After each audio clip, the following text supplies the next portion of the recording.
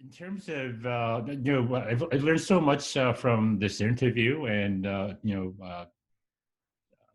also meeting you in person. I think it was a decade ago when you visited Seoul. And I wish I could come back. I'm sorry to interrupt you. And one day I will come back. Yes, I hope so too. I hope definitely. And also, remember you also attended my lecture when I gave at Pratt. So that I was very also grateful for that as well, Louis. Absolutely. Yeah. And I look forward to reading your book when I get it, and because the war, was a kind of a tipping point, as you sort of referred to also in the introduction, for many things in our history, but also it affected so many lives in Korea as well. And I think all wars, and now we see tensions all over the world, and it is. And we're. Don, can I interrupt you for a moment and tell Yes, you a story? yes, can please I take do. Time? Please do. Because I learned this. It took us 5 years to design the Korean War Veterans Memorial. That was between 1990 to 1995. It was dedicated in 1995. And, today is, 2022. So it's been 27 years since the memorial was basically, I may be off on my numerology. 27 years, right? In that time. So, and in that 27 years, a lot of things have changed. However, one thing I didn't realize, I didn't know, I tried all kinds of I tried to understand who my neighbors were, which was the Lincoln Memorial and the Vietnam Memorial and the Washington Memorial, and those were very important. And what I wanted to do was to do something very special at the Korean War, and which is then to put the emphasis on the GIs that were there that helped during that wartime period. So right. I decided to use portraits. But now that's a different kind of situation. And I had no plans. And you design a memorial, and you hope that people are going to come, because there's no such thing as a memorial unless people are there, because the whole idea of a memorial has to do with the people. Right. And so I was fortunate that everyone agreed that it should be a memorial about those individuals in the United States that went to Korea at that time. But there were more things that had happened as a result of that I didn't really fully understand. I mean, I understood in understanding the history and what had happened, during the evolution of South Korea and the difficulties with North Korea in time over this long period of time, and the hostility, that comes from North Korea, but and the strength of the South Korean people to be able to live and develop their culture and the economy. However, this is what I was told, because I didn't plan this, and I'm just astounded by it.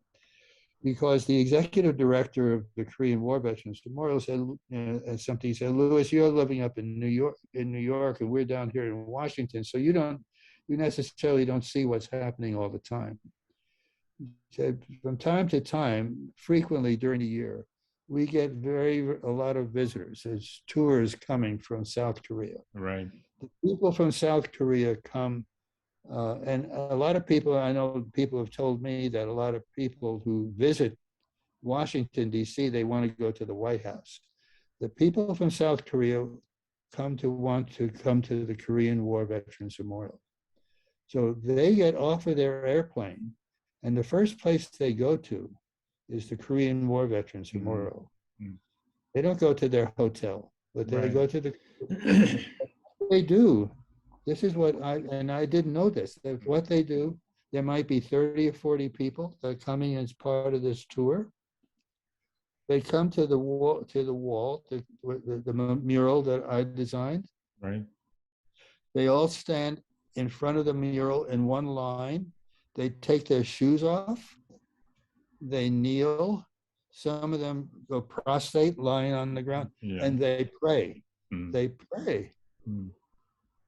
And it just brought tears to my eyes of what is the dedication with which the Korean people are so thankful about what the GIs have helped do. Right.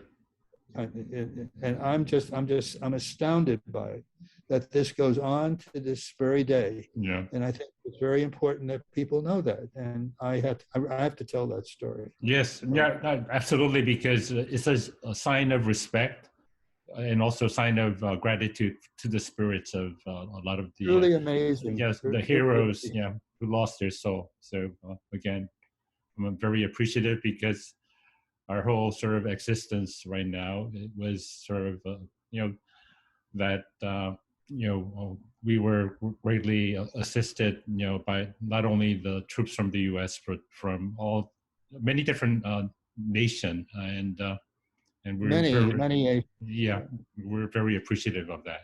And I think your book really sort of again shows the many different human elements, like you allude to, that were kind of a lot of people who had to sort of forego their career to participate in that war, and many who lost their lives.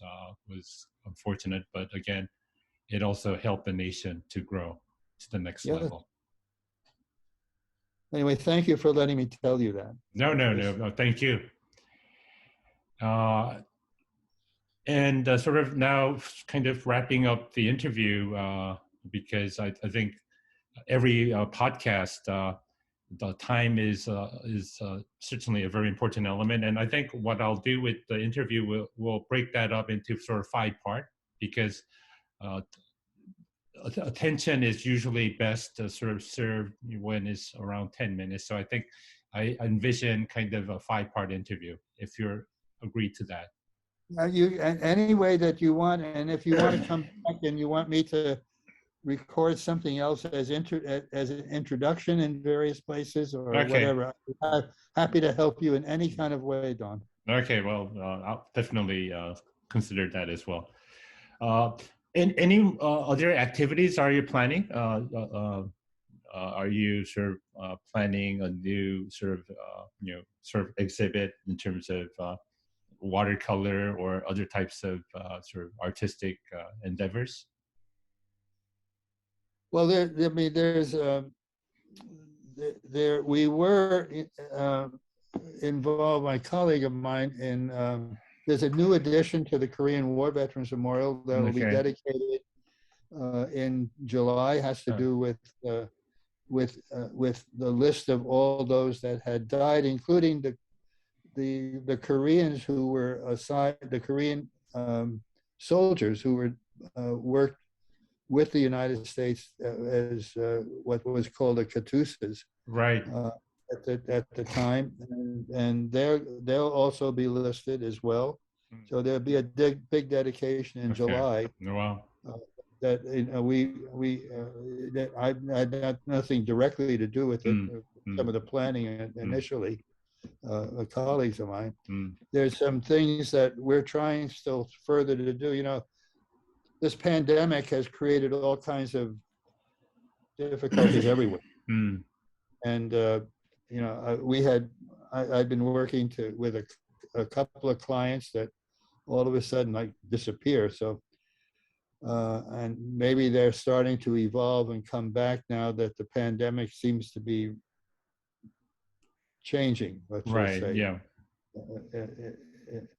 And so we hope that things can happen. In the meantime, I was fortunate to publish a book. I have an eye on another book coming up. Oh, wow. It seems like, maybe that's a good thing to do. It is, definitely. As well as trying to evolve and with new clients and in this particular case, there was a couple of people that wanted to be uh, wanted me to help them do some work to coming into from the UK to into the United States. We'll see what happens. Okay. But I'm not without having enough time. Right. It's finding enough time to do things. So right. You need 30 hours, as you alluded to. maybe 35. 35 hours. Okay. I could do with 30 hours. I think maybe you could do with 35 hours. I've enjoyed this time with you. Oh, same here. And usually I wrap up my interview by asking my guests to sort of, if you could express your design life in one sentence or one word, what would that word or sentence be? Well, I'm just very grateful that I had a chance to grow as a person, through design. And it all has to do with the people that have that I've worked with and who have worked with me, and that I've helped that I've met along the way, including yourself and the people from Korea and other countries that are. I'm just very fortunate, and that's what I truly believe. Thank you very much. Thank you. Well, thank you, Louis, and thank you for this interview. And I learned many different new things about the designer, but not only the designer, Louis Nelson, but the person, Louis Nelson. Thank you for participating in my interview. Hope to see you again soon, in person. See you soon. And take care. Thank you very much, my friend. Okay.